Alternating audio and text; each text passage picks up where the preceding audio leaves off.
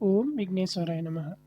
ముందుగా క్రికెట్ ప్రేమికులకి స్వాగతం. ఈ వీడియోలో మనం సెమీఫైనల్‌కి క్వాలిఫై అయిన సౌత్ ఆఫ్రికా టీమ్ గురించి డిస్కస్ చేసుకుందాం. నేను సౌత్ ఆఫ్రికా టీమ్ యొక్క అనాలిసిస్‌ని 3 భాగాలుగా విభజించాను. ఫస్ట్‌ది బలాలు, 2 బలహీనతలు, 3 ఆహ్, 11 మంది ఎవరు ఆడతారు మ్యాచ్‌లో అన్నది. ఇప్పుడు ఇంక వీడియోలోకెళ్తే అసలు బలాలేంటి? ఈ సౌత్ ఆఫ్రికా టీమ్‌కి బలాలేంటి? ఫస్ట్‌ది వాళ్ళ కెప్టెన్ మంచి ఫామ్‌లో ఉన్నాడు. వాళ్ళ కెప్టెన్ అండ్ మార్కర్. మంచిగా రన్స్ కొట్టున్నాడు ఈ టోర్నమెంట్ మొత్తం. 2 ప్రతి బ్యాటర్ కూడా ఈ టోర్నమెంట్‌లో కొన్ని రన్స్ అనేది చేస్తున్నారు కాబట్టి కొంచెం టచ్‌లో ఉన్నారు. బౌలింగ్ విషయానికొస్తే లుంగి ఎంగిడి మంచిగా పెర్ఫార్మ్ చేస్తున్నాడు. డిఫరెంట్ కట్టర్స్, స్లో రన్స్ ఏస్తూ మంచి వేరియేషన్స్ చూపిస్తూ రన్స్ కంటైన్ చేస్తూ ఒక బలంగా మారాడు. ఇంక అదే విధంగా మార్కో జాన్సన్ కూడా ఆ స్లో రన్స్, యార్కర్స్ వేస్తూ కొంచెం బెటర్‌గానే పెర్ఫార్మ్ చేస్తున్నాడు. స్పిన్ విషయంలోకి వస్తే కేశవ్ మహారాజ్ మంచిగా వేయగలుగుతున్నాడు తనకు వచ్చిన అవకాశాల్లో. ఇది బలాలు. ముఖ్యంగా వాళ్ళ మిడిల్ ఆర్డర్ చాలా స్ట్రాంగ్‌గా ఉంది. బ్రేవిస్, స్టబ్స్, మిల్లర్ చాలా మంచిగా బ్యాటింగ్ చేస్తున్నారు. సో, ఇవి బలాలు. ఇంకా బలహీనతలకొస్తే కొంచెం అప్పుడప్పుడు ఫీల్డింగ్ మిస్టేక్స్ కొన్ని జరుగుతున్నాయి. ప్రెషర్‌లో ఉంటారు కాబట్టి మేబీ ఛాన్సెస్ ఎక్కువుండొచ్చు. ఇంకొన్ని ఎక్కువ ఛాన్సెస్ ఉండొచ్చు. అది నేను బలహీనతగా అనుకుంటున్నాను.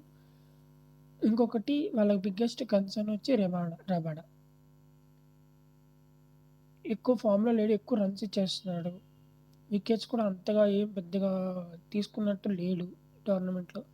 ఇది బిగ్గెస్ట్ కన్సర్న్ వాళ్ళకి. ఒకవేళ రబాడ గాని మంచిగా క్లిక్ అయితే టీమ్ ఇంకా బెటర్‌గా పెర్ఫార్మ్ చేస్తుంది. ఇంకొక కన్సర్న్ ఏంటి అంటే ఫిఫ్త్ బౌలింగ్ కన్సర్న్. వాళ్ళకి ప్రైమరీ బౌలర్స్‌గా లుంగి ఎంగిడి మంచిగా బౌలింగ్ చేస్తున్నాడు. కేశవ్ మహారాజ్ మంచిగా బౌలింగ్ చేస్తున్నాడు. మార్కో జాన్సన్ కూడా పర్వాలేదు. రబాడా కూడా బౌలింగ్ చేస్తున్నాడు కాబట్టి 4 బౌలర్స్ ప్రాబ్లమ్ లేదు. ఇంకా ఫిఫ్త్ బౌలింగ్ కన్సర్న్‌లో ఒక్కోసారి ఒక్కొక్కళ్ళు వస్తున్నారు టీమ్‌లోకి. సో, ఇది కొంచెం ఏమైనా వాళ్ళకి బ్యాక్ ఫైర్ అయ్యే ఛాన్సెస్ ఉన్నాయి. ఒకవేళ ఫిఫ్త్ బౌలింగ్ గాని ప్రాపర్‌గా రాకపోతే. మనం చూస్తున్నాం మార్క్రమే బౌలింగ్ చేయడం. లేకపోతే కార్బన్ బాష్‌ని తెచ్చుకోవడం టీమ్‌లోకి. లేదా జార్జ్ రెడ్డీని తెచ్చుకోవడం ఇవన్నీ చూస్తున్నాం. ప్రస్తుతానికైతే వర్కౌట్ అయినాయి కాబట్టి ప్రాబ్లమ్ లేదు. అందుకే మన పాజిటివ్ రిజల్ట్స్ ప్రతి ఒక్క మ్యాచ్ వాళ్ళు గెలిచి రావడం చూస్తున్నాం సెమీఫైనల్‌కి. మేబీ ఫెయిల్ అవ్వచ్చు. మేబీ ఫిఫ్త్ బౌలింగ్ కన్సర్న్ ఉంది కాబట్టి నేను వీక్‌నెస్ కింద చెప్తున్నాను. హ్మ్. ఇది వీక్‌నెసెస్ కిందకొస్తే. ఇంకా ప్రాబబుల్ 11 లేదా ప్లేయింగ్ 11 ఎవరుండొచ్చు అన్నది నా నా అంచనా. ఇది కరెక్ట్ అవ్వాలని ఏం లేదు. నా నా ఊహ లేదా నా ఒపీనియన్. ఓపెనర్స్ కింద మార్క్రమ్, డికాక్. 1 డౌన్‌లో రికెల్టన్, 2 డౌన్‌లో బ్రేవిస్, అలాగే నెక్స్ట్ మిల్లర్, స్టబ్స్ బ్యాటింగ్ రావచ్చు నంబర్ 6లో. దీని తర్వాత బ్యాటింగ్ డెప్త్ కోసం రబాడాని తీసుకోవచ్చు. ఆల్రెడీ ఉంటాడు కాబట్టి బౌలింగ్ వేస్తూ బ్యాటింగ్ డెప్త్‌కి జాన్సన్ కూడా ఉన్నాడు కాబట్టి నంబర్ 7లో జాన్సన్ వచ్చి నంబర్ 8లో రబాడా రావచ్చు.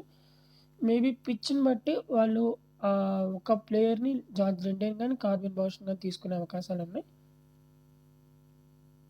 పేస్ బౌలర్ కొంచెం అనుకూలిస్తే కార్బన్ బోస్ వస్తాడు. లేకపోతే జార్జ్ లిండే వస్తాడు. ఇది నంబర్ 9 స్పాట్. నంబర్ 10లో కేశవ్ మహారాజ్ రావచ్చు. నంబర్ 11లో లుంగి ఎంగిడి ఉంటారు. ఇది నా అనాలిసిస్ టీమ్ 1 సౌత్ ఆఫ్రికాకి. మీరేమనుకుంటున్నారు అన్నది కింద కామెంట్స్‌లో చెప్పండి. ఇలాంటి మరిన్ని క్రికెట్ అప్డేట్స్, క్రికెట్ ఇన్ఫర్మేషన్ కోసం మన ఛానల్‌కి సబ్స్క్రైబ్ చేసుకోండి. అలాగే ఈ వీడియో నచ్చితే లైక్ చేయండి. నెక్స్ట్ వీడియోలో మళ్ళీ కలుద్దాం. సర్వే జన సుఖినో భవంతు.